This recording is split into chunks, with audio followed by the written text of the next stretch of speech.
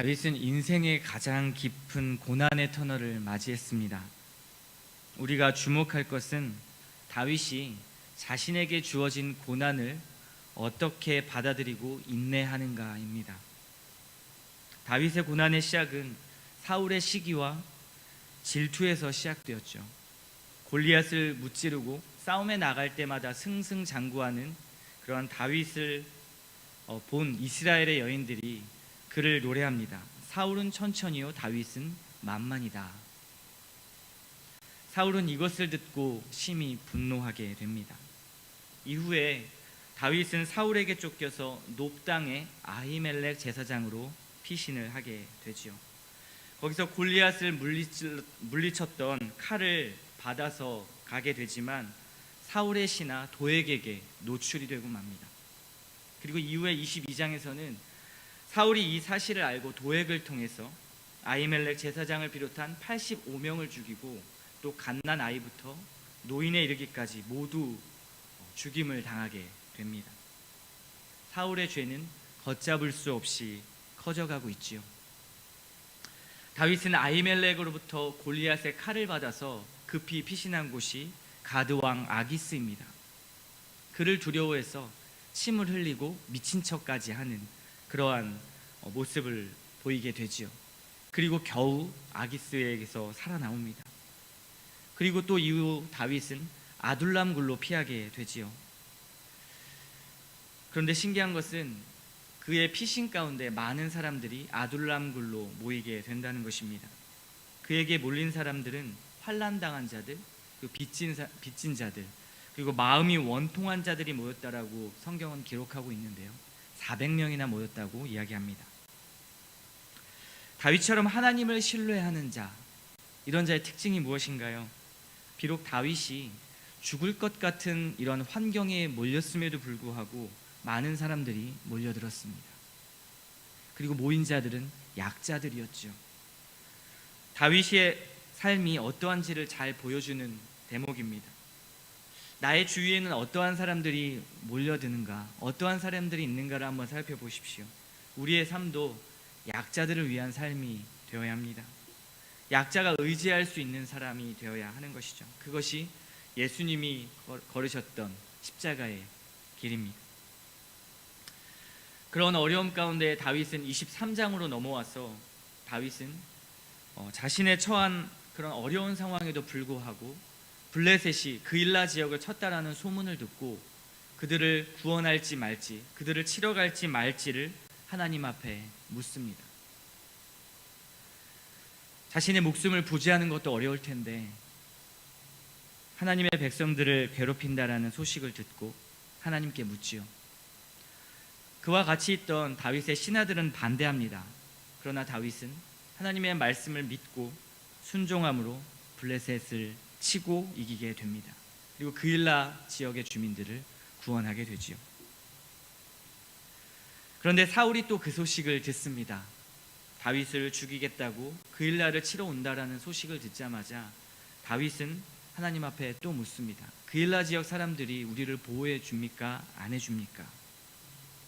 하나님께서는 그일라 주민들이 비록 너희가 도와주었지만 너희들을 사울에게 내어줄 것이다 라고 이야기하자 다윗은 그 지역을 피신하게 되지요. 하나님의 사인을 받고 이제는 광야로 피신하고 마지막에는 엔게디 요새까지 피난을 가는 것이 23장까지의 내용입니다. 이제 이후의 이야기가 오늘 24장의 내용입니다.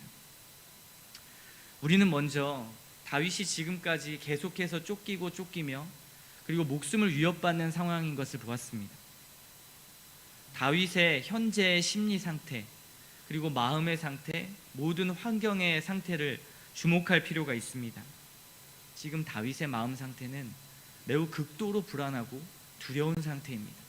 모든 환경이 자기를 옥죄어오고 심지어 목숨까지 쫓는 사람들로 가득하죠. 그의 신세는 평안함은 도저히 찾을 수 없는 어떤 암흑과 같은 상황이고요. 그리고 실제로 그가 피신해 있던 곳도 암흑과 같은 굴이었습니다. 이보다 더 최악일 수 있을까요? 다윗의 이런 마음을 잘 표현한 시가 시편 57편에 있습니다. 그가 아둘람굴에 있을 때 고백한 내용인데요. 제가 메시지 성경의 번역으로 들려드리겠습니다. 하나님, 나를 다정히 맞아주소서. 바로 지금 죽을 힘 다해 주께 달려갑니다. 이 폭풍이 다 지나갈 때까지 주님의 날개 아래로 내가 피합니다. 내가 지극히 높으신 하나님을 큰 소리로 부르네. 나를 붙들어 주시는 하나님을, 주께서 하늘에서 명령을 내려 나를 구원하시고 내게 발길질하는 자들을 굴복시키시네. 내게 한없는 사랑을 베푸시고 말씀하신 그대로 인도하시네. 내가 사자떼 한가운데 있습니다. 놈들이 사람의 살을 맛보려고 기를 씁니다. 놈들의 이빨은 창과 화살, 놈들의 혀는 날카로운 단도. 오 하나님, 하늘 높이 날아오르소서. 주님의 영광으로 온 땅을 덮으소서. 그들이 내 길에 위장 폭탄을 설치해 놓았으니 나는 꼼짝없이 죽고 결단 나는 줄 알았습니다. 나를 잡으려고 그들이 함정을 팠으나 거꾸로 그들 자신이 그 속에 빠졌습니다. 142편의 고백도 제가 읽어드리겠습니다. 내가 소리 높여 하나님께 부르짖네. 큰 소리로 하나님께 자비를 구하네. 그분 앞에 내 모든 억울함을 털어놓고 내 고통을 낱낱이 아르네. 내가 절망에 빠져 낙심할 때 주께서는 내 심정을 아십니다. 내가 처한 위험, 내가 다니는 길에 숨겨놓은 저들의 덫을 아십니다. 오른쪽을 살피시고 왼쪽도 살펴보소서. 무슨 일이 벌어지는지 아무도 관심이 없습니다. 곤경에 처했는데 출구도 없고 홀로 남겨져 희망마저 잃어버렸습니다. 하나님, 내가 이렇게 부르짖습니다. 주님은 나의 마지막 기회, 내 삶의 유일한 희망. 오 제발 귀를 기울이소서. 이렇게 바닥까지 떨어진 적은 없습니다. 나를 뒤쫓는 자들에게서 나를 구하소서. 나는 저들의 상대가 되지 않습니다. 다윗의 고백은 너무나 처절하고 자신의 마음이 얼마나 괴로운지를 하나님 앞에 이렇게 시편을 통해 나타내고 있습니다. 억울함과 분통함, 좌절, 두려움, 오만 가지의 감정이 교차하는 다윗의 마음이죠. 그리고 그 중심에는, 그 고통의 중심에는 사울이라는 인물이 있습니다. 사울만 없어진다면 이 모든 고난은 끝이 날 수도 있다고 생각했을 것입니다. 이 다윗의 사건을 바라보는 독자들, 즉 성경을 보는 우리들도 사울만 없다면 다윗의 모든 문제가 해결되지 않겠습니까? 특히 16장에서 사무엘이 다윗에게 기름도 부었습니다. 사울만 없다면 곧 왕좌에 오를지도 모른다는 기대감을 우리에게 또 불러일으키고요. 설령 다윗이 왕이 되지 않는다고 해도 사울만 없어진다면 사울의 아들 요나단과 사랑의 관계, 그런 우정의 관계이기 때문에 요나단에게 직접적인 보호를 받을 수도 있게 됩니다. 왜냐하면 왕권이 요나단에게 넘어가기 때문이죠. 사울만 없다면 하나님의 일들이 더욱 순조롭게 이루어질 것이란 기대도 우리는 충분히 할 수 있고 너무나 합리적인 것이죠. 이런 상황과 마음을 가지고 다윗의 입장으로 오늘 본문 24장을 한번 대해 보십시오. 다윗이 숨어있는 굴에 사울 왕이 들어오는 놀라운 일이 일어납니다. 어떻게 보면 이것 다윗은 로또를 맞은 것과 같은 상황이고요. 인생 역전을 할 수 있는 기회이고 최고의 어떠한 탈출의 기회를 맞게 되었습니다. 더군다나 사울이 용변을 보러 들어왔다고 성경은 기록하기 때문에 충분히 쉽게 죽일 수 있는 상황이었습니다. 여러분이 다윗 곁에 있는 신하라면 어떤 조언을 하시겠습니까? 저 같아도 당연히 죽이라고 말할 것입니다. 그리고 사울을 죽이는 것은 억울하게 다윗이 지금 사울에게 쫓김을 당하고 죽임을 당하려고 하고 있기 때문에 사울을 죽인다라는 것은 너무나 정당한 일인 것 같습니다. 근데 다윗 곁에 있는 신하들이 이렇게 말합니다. 4절 말씀이죠. 다윗의 사람들이 이르되 보소서, 여호와께서 당신에게 이르시기를 내가 원수를 내 손에 넘기리니 내 생각에 좋은 대로 그에게 행하라 하시더니 이것이 그날이니이다 하니 다윗이 일어나 사울의 겉 옷자락을 가만히 베니라. 역시나 다윗의 신하들도 우리와 같은 생각으로 지금이 기회이니 바로 사울을 죽이십시오라는 말을 합니다. 사울만 죽으면 모든 것이 끝날 수 있습니다. 그런데요, 다윗의 선택은 반대입니다. 오히려 다윗은 사울의 겉 옷자락을 벤 것만으로도 마음에 찔려 했다라고 말하고 있습니다. 그 이유가 무엇입니까? 여호와의 기름 부음을 받은 자이기 때문에 자신이 사울을 죽이는 것은 하나님의 주권, 하나님의 뜻을 거역하는 일이라고 말하고 있는 것입니다. 정말 놀랍지 않습니까? 자신이 처한 문제보다 하나님을 더 두려워하는 것입니다. 그리고 눈앞에 있는 로또를 그냥 보내주는 것이죠. 사울을 결국 죽이지 않고 살려서 보냅니다. 자신이 처한 상황, 아까 시편 57편과 142편의 고백을 듣지 않으셨습니까? 자신이 처한 상황을 그토록 하나님 앞에 울부짖으면서 호소하고 고통스러워하고 그 문제를 위하여 하나님 앞에 나아갔던 다윗이 하나님의 명예, 하나님의 생각을 훼손한다라고 생각하자 그 모든 것들을 날려버리고 하나님의 말씀에 순종하는 것입니다. 다윗의 행동 기준은 어떤 문제를 보고 나가는 것이 아니라 하나님을 보고 하나님의 말씀에 순종하는 길을 선택했다라는 것이죠. 저는 이 말씀을 보면서 질문이 한 가지 생겼습니다. 다윗이 만약 사울을 죽였다면 하나님께서 그를 책망하셨을까? 라는 것이죠.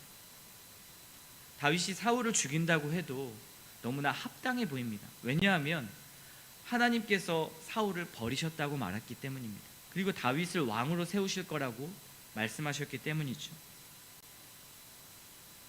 그런데 말씀을 더 묵상을 하다 보니까요, 저의 접근과 다윗의 접근은 근본적으로 다르다는 것을 알았습니다.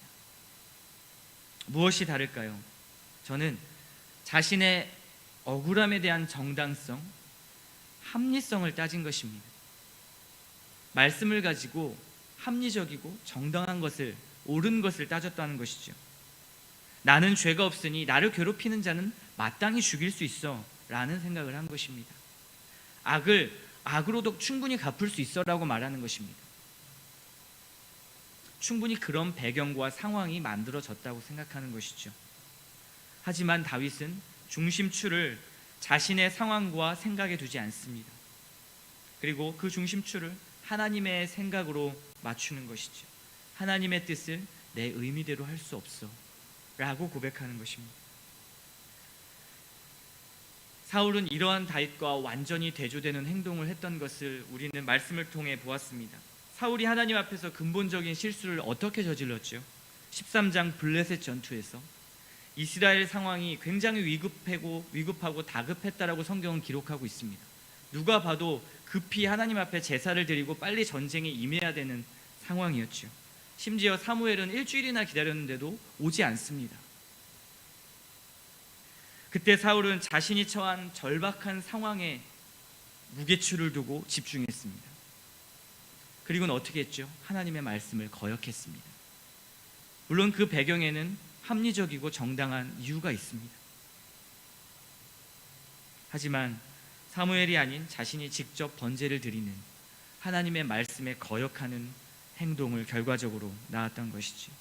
일단 상황을 모면하는 것이 중요했기 때문에 사울은 합리적인 것이라 생각했고 하나님의 뜻에도 맞는 것이라 생각했을 것입니다. 사울은 15장 아말렉 전투에서도 비슷한 성향을 보이는데요, 하나님께서 모든 소유를 진멸하라 이렇게 말씀하셨는데 사울은 그러지 않았습니다. 양과 소를 남기죠. 그리고 그 이유는 하나님께 제사하기 위해 좋은 것들을 남겨두었습니다 라고 말합니다. 이유는 굉장히 그럴듯합니다. 너무나 정당하죠. 그러나 성경은 사울이 그런 행동을 했기 때문에 하나님께서 그를 버렸다고 말합니다. 사울이 하나님의 말씀을 버렸기 때문에 하나님도 그를 버렸다고 말합니다.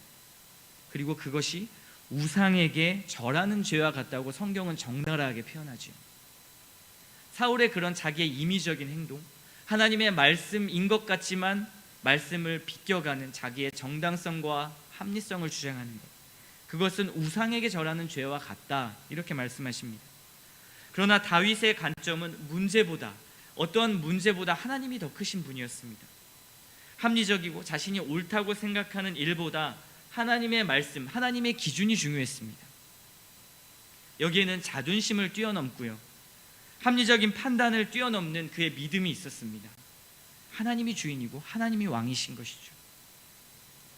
진정한 왕이신 하나님을 모욕했던 골리앗, 그 골리앗을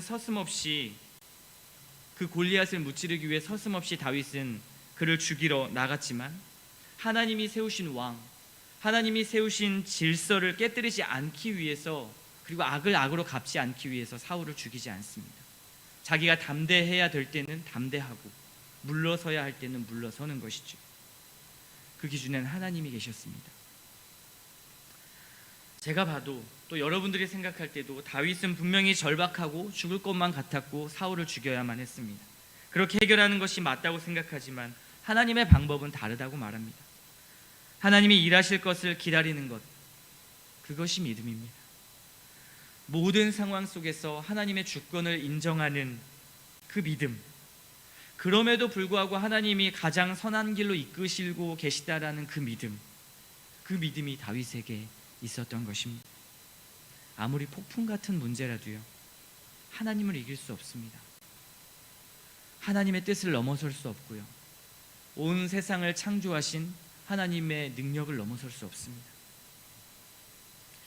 우리는 때로 이렇게 다윗과 사울과 같이 선택의 기로에 설 때가 참 많습니다.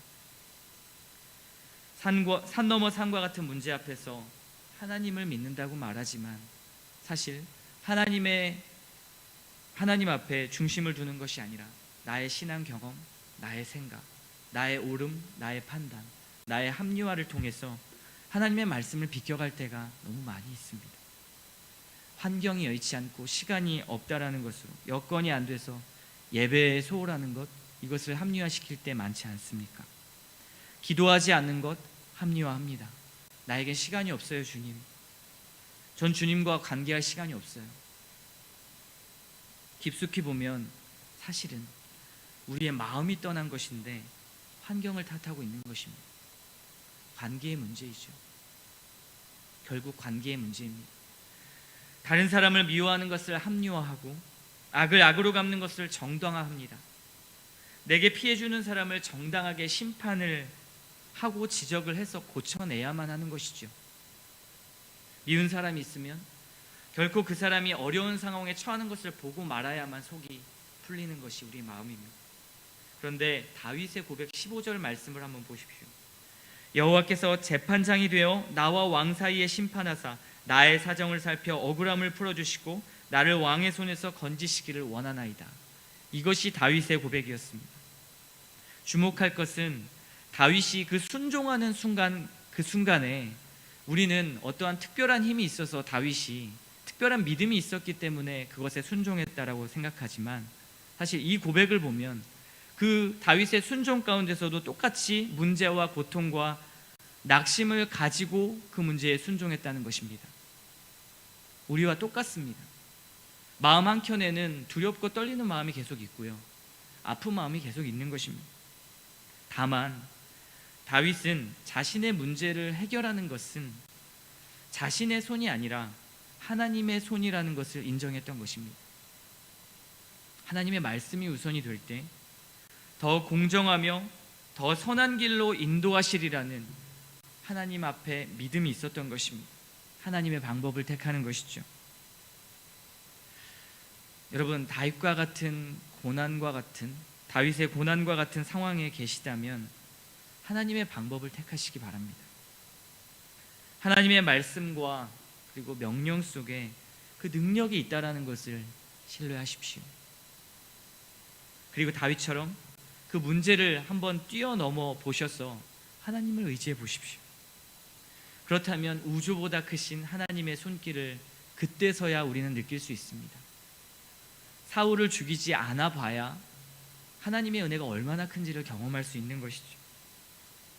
고난을 피하는 것이 아니라 하나님을 의지하는 것입니다. 그리고 지나고 나면 우리가 하나님 앞에 그게 다 하나님의 은혜였어 라고 고백할 때가 있지 않습니까? 우리는 지금 그 태풍의 눈 중심에 와 있는 것입니다. 그땐 모르지만, 지금은 모르지만 하나님이 역사하셨다라는 사실을 우리는 깨닫게 될 것입니다. 하나님은 저와 여러분을 지키고 계십니다.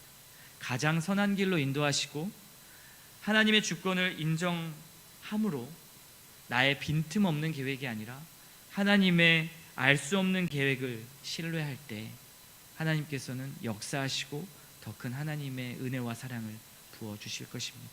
오늘 이 아침에도 이 하나님을 의지하는 은혜가 있기를 축원합니다.